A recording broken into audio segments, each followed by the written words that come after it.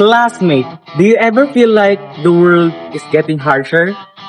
Waves, breaking storms, and climate changes everywhere.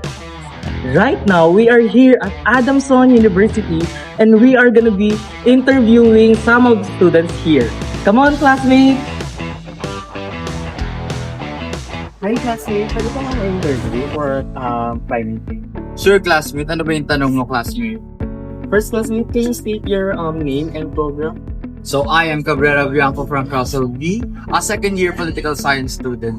Grabe naman yung conviction ni classmates. At yung classmate yung tanong ko, ano yung experience mo or impact ng climate change so far sa'yo? Or even dito?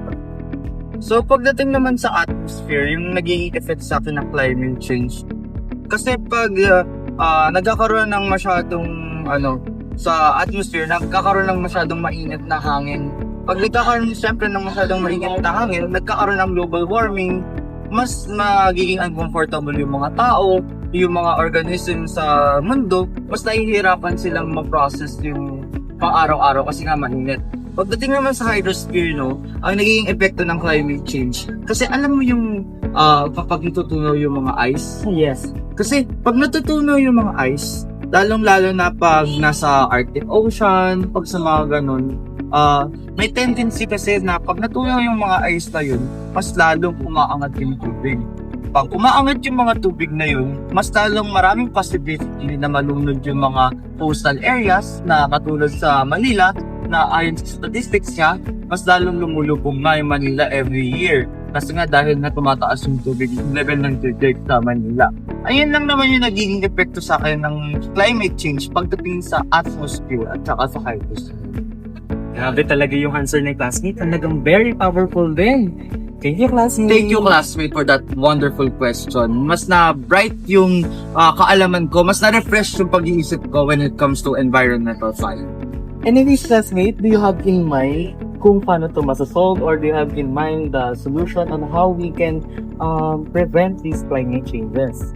When it comes naman sa para ma-solve nga yung mga gantong mga bagay na global warming, climate changes, kasi yung mga may ginagamit tayong mga bagay katulad ng mga hairspray, yung mga gas, kasi yung mga lalo-lalo yung hairspray, may nagko-contain kasi ito ng CFCs na chemical. So yung CFC na chemical na yun, nagko-cause ng depletion ng ozone layer. Pag na-deplete yung ozone layer, mas numinipis yung ozone layer, mas malaki yung possibility na pumapasok yung mga UV rays dito sa kalupaan ng mundo. So, ibig sabihin, pag mas lalong pumapasok yung UV rays sa kalupaan ng mundo, mas lalong malaki yung posibilidad na uminit yung kapaligiran natin, magkaroon tayo ng mga skin cancer, ng mga cataract. Ayun lang. Thank you, classmate. Sobrang helpful ng mga suggestions and solution mo. Thank you, classmate. Thank you for the question, classmates. Bye-bye po. Ano ba yan, Kurt? Ang init! Eh di ba may mini fan ka? Ba't hindi yun ang gamitin mo? Ay, oo pala. Akala ko pa naman kasi hindi mainit since makulimlim. Buti na lang may mga gantong solution sa super init na panahon. Grabe na talaga climate change ngayon.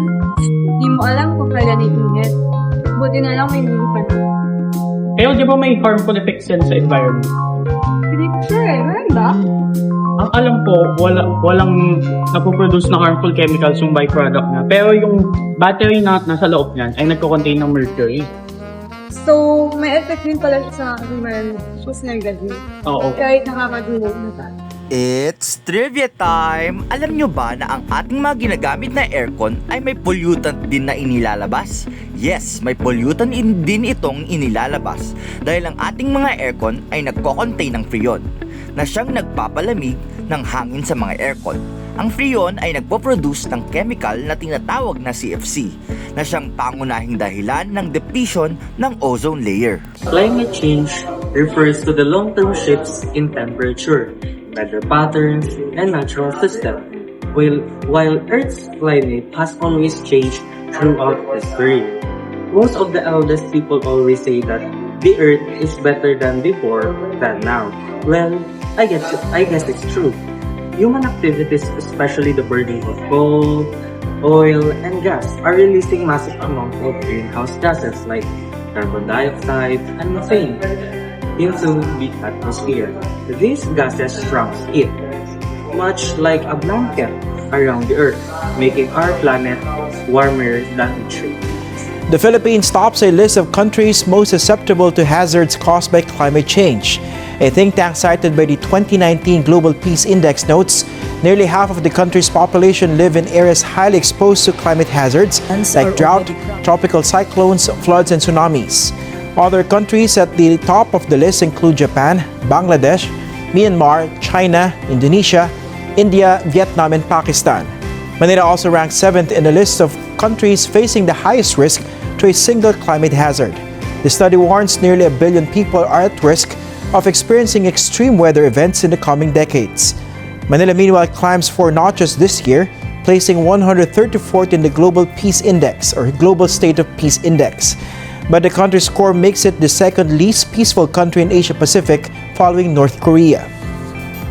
So ayan, classmate, meron tayong nakita dito at tanungin natin sila kung pwede silang ma-interview. Come on, classmate. Classmate, pwede ba kayo ma-interview about sa climate change? Sure. Sige, classmate. Classmate, can you state your name and program? I'm Shaim Contapay and yung program ko is Political Science. Yung tanong ko, classmate, is ano yung first-hand experience mo about sa impact ng climate change?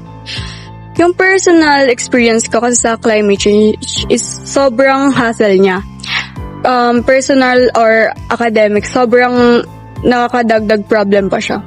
Kasi as a student, pag nagko-commute ako papuntang class, nararamdaman ko talaga gaano kainit yung panahon. And syempre, yung weather kasi ngayon, dahil sa climate change, paiba-iba ng patterns. So, minsan hindi ko alam if need ko pa ba magdala ng umbrella kasi minsan ganito yung weather, ganyan-ganyan. Minsan, hindi ako nakakapagdala, so nai-stuck ako sa isang place pag malakas yung ulan. And then, sa academic naman, dahil sa paiba-iba nga yung pattern ng climate. Sa paiba-iba nga yung weather ng climate.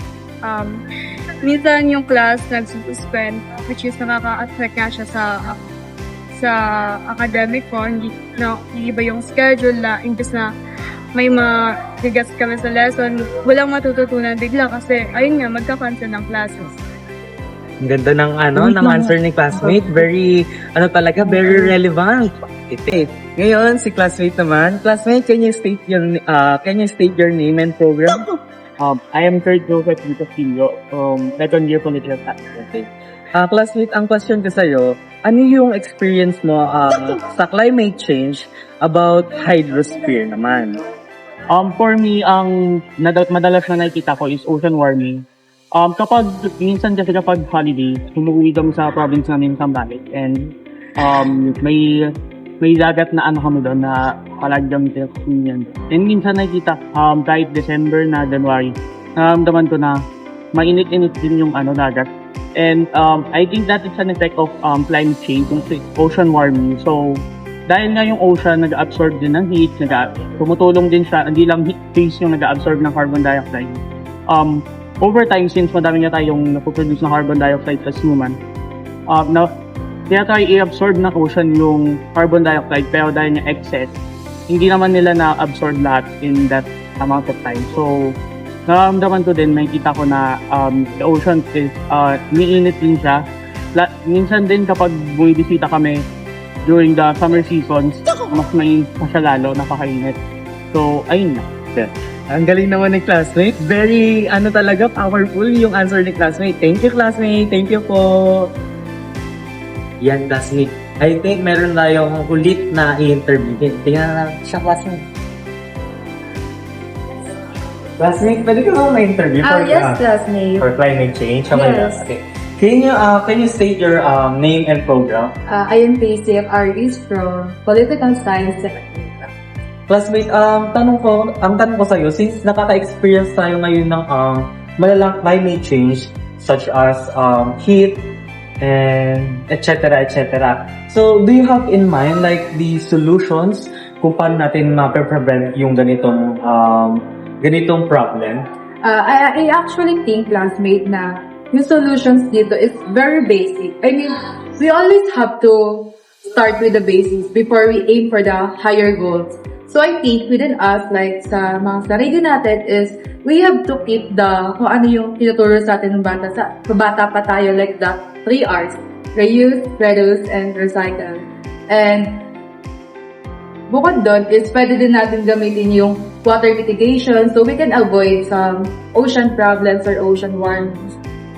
But lastly, classmates, I think we can achieve this kind of goals if buong community tayong magtutulungan. Hindi lang ako, pero like, we have to be the role model para gayahin ng community. Kasi if buong community na tayo, then we can achieve the global or international progress. Sobrang helpful talaga no answer ni classmate. Thank you, classmate, for the wonderful questions. As responsible students and citizens, we must start the change within us. The mitigation of water waste helps to conserve water, protects the environment, and provide enough water support for future needs. The reduction of carbon footprint through supporting sustainable products, the action of reducing, reusing, and recycling materials, and the reduction of plastic that can contaminate water bodies is a huge step toward improving our goal. It's also critical to act ethically and make informed decisions for the ocean. Ocean pollution can be avoided, biodiversity can be protected, and climate change can be slowed down by avoiding items that harm the ocean.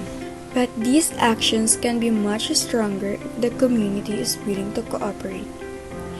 Educating and raising awareness about climate change and water conservation is fundamental, because for the change to start, informing the community about what is really going on is needed. Investing in renewable energy and infrastructure is an ideal way to contribute to and sustain the environment, since it lessens the rhetoric use of fossil fuel. Therefore, it causes lower emissions, which slows down climate change. And most especially, the protection of natural water systems. This action prevents pollution by appropriately disposing of waste, oils, and chemicals.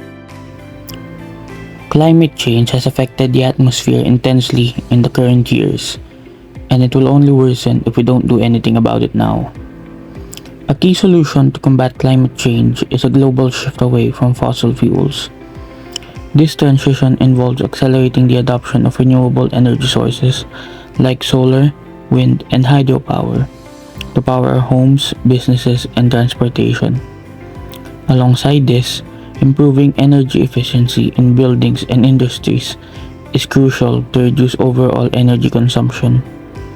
Beyond the energy sector, other solutions include widespread reforestation and conservation efforts to enhance natural carbon sinks and developing more sustainable agricultural practices to lower emissions from farming and livestock.